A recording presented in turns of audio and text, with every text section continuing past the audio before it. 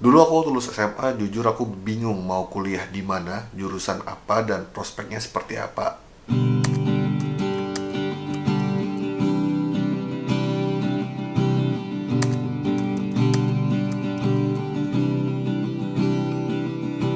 Di Indonesia ada hampir 200 jurusan yang tersedia di 5.000 perguruan tinggi yang ada. Video ini akan membantu kamu untuk menentukan jurusan berdasarkan pekerjaan yang kamu inginkan. Berdasarkan data Badan Pusat Statistik, tiga jenis pekerjaan utama ini atau tiga bidang ini merupakan pekerjaan dengan gaji rata-rata tertinggi di Indonesia. Sementara tiga pekerjaan utama atau bidang ini merupakan gaji rata-rata terendah di Indonesia. Tapi kalau kita filter lagi datanya, kita olah lagi datanya untuk universitas, datanya akan jadi seperti ini. Oke, mari kita bahas satu persatu. Pertambangan dan penggalian adalah jenis pekerjaan utama atau bidang yang paling tinggi rata-rata gajinya di Indonesia. Kalau kamu ingin bekerja di bidang ini, jurusannya bisa jadi teknik pertambangan, teknik perminyakan, teknik geologi, dan lain sebagainya. Tapi jurusan-jurusan ini termasuk jurusan yang sangat spesifik dan tidak banyak tersedia di Indonesia. Teknik perminyakan hanya ada di 13 kampus dari sekitar 5.000-an kampus yang ada di Indonesia. Dan teknik pertambangan hanya ada di 40 kampus. Ya, seperti itulah gambarannya untuk masuk ke jurusan-jurusan seperti ini. Karena perguruan tinggi yang punya jurusan ini sedikit dan yang mau masuk jurusan ini banyak, jadi passing grade-nya itu lumayan tinggi dan ya cukup sulit untuk masuk ke jurusan-jurusan seperti ini. Untuk kerja sendiri di mana? Ya, banyak banget perusahaan bergerak di bidang ini. Untuk mineral dan batu bara, di BUMN ada namanya Mine ID, itu holding untuk pertambangan. Di bawahnya ada Antam, PT Timah, Freeport, dan lain sebagainya. Dan untuk private company-nya, untuk swasta itu ada Adaro, ada Kideko, dan banyak lagi. Sementara untuk oil and gas yang paling kita kenal tentunya Pertamina. Dan di bawah Pertamina itu ada PGN, Pertagas, dan lain sebagainya. Sementara untuk swastanya ada national company, ada yang multinational company. Yang national company ada Medco. Sementara yang multinational company ini Chevron Pacific Indonesia, ConocoPhillips, Total, Petronas Carigali, dan lain-lain.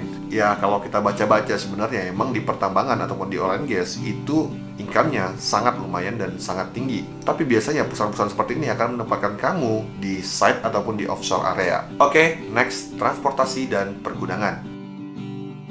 Transportasi sendiri yang kita tahu gajinya cukup tinggi itu biasanya di sektor penerbangan dan sektor pelayaran. Sementara kalau transportasi darat, income itu tidak setinggi penerbangan atau pelayaran, itu menurutku. Di bidang ini biasanya sekolah itu sekolah khusus. Khusus dalam artian jurusannya ya itu aja.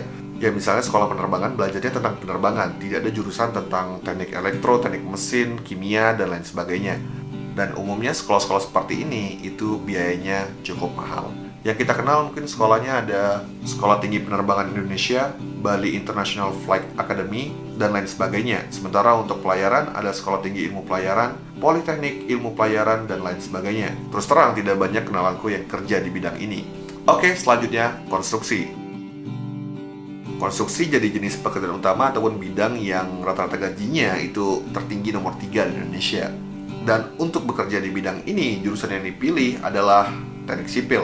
Lulusan teknik sipil punya posibilitas terbesar lah untuk bekerja di bidang ini. Selain itu, teknik arsitek juga dibutuhkan di bidang ini. Dan teknik elektro, mesin juga dibutuhkan di bidang ini, tapi tidak sebanyak teknik sipil tadi.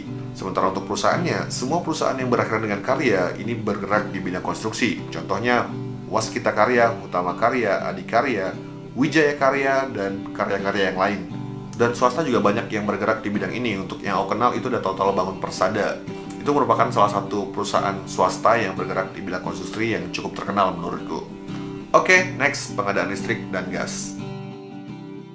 Mungkin untuk listrik kita kenalnya hanya perusahaan listrik negara, PLN. Tapi sebenarnya ada beberapa perusahaan listrik lainnya yang di luar PLN. PLN sendiri punya beberapa anak perusahaan yang bergerak di bidang kelistrikan. Contohnya Indonesia Power, Pembangkitan Jawa Bali, Haliar Power, PLN Tarakan. Selain PLN Group, ada pembangkit swasta yang beroperasi. Contohnya ada Python Energy, Jawa Power, dan Cirebon Energy Power. Lalu jurusannya bisa teknik elektro, teknik elektronika, teknik mesin juga bisa sebenarnya. Teknik mesin biasanya fokus ke pembangkitan, dengan mesin lah hubungannya. Dan yang paling besar possibility untuk kerja di bidang ini, ya pasti teknik elektro menurutku. Teknik elektro sendiri merupakan jurusan yang cukup umum dan banyak tersedia di beberapa perguruan tinggi di Indonesia. Sementara untuk gas, udah aku bahas di yang pertama, ada PGN, Pertagas, dan lain sebagainya, penyediaan gas. Oke, itu adalah 4 lapangan pekerjaan utama atau bidang dengan gaji rata-rata tertinggi di Indonesia. Gaji berarti untuk buruh, karyawan, ataupun pegawai, bukan kalian yang berwirausaha atau yang bergerak mandiri di bidang ini. Dalam memilih jurusan, sebenarnya kamu bisa memilih jurusan yang umum atau yang sangat spesifik. Yang umum maksudnya jurusan yang semua perusahaan butuhkan. Contohnya untuk non-teknik, ada jurusan akuntansi dan manajemen. Hampir semua perusahaan membutuhkan lulusan ini. Sementara untuk teknik, ada jurusan teknik industri. Jurusan yang umum ini biasanya akan tersedia di banyak perguruan tinggi.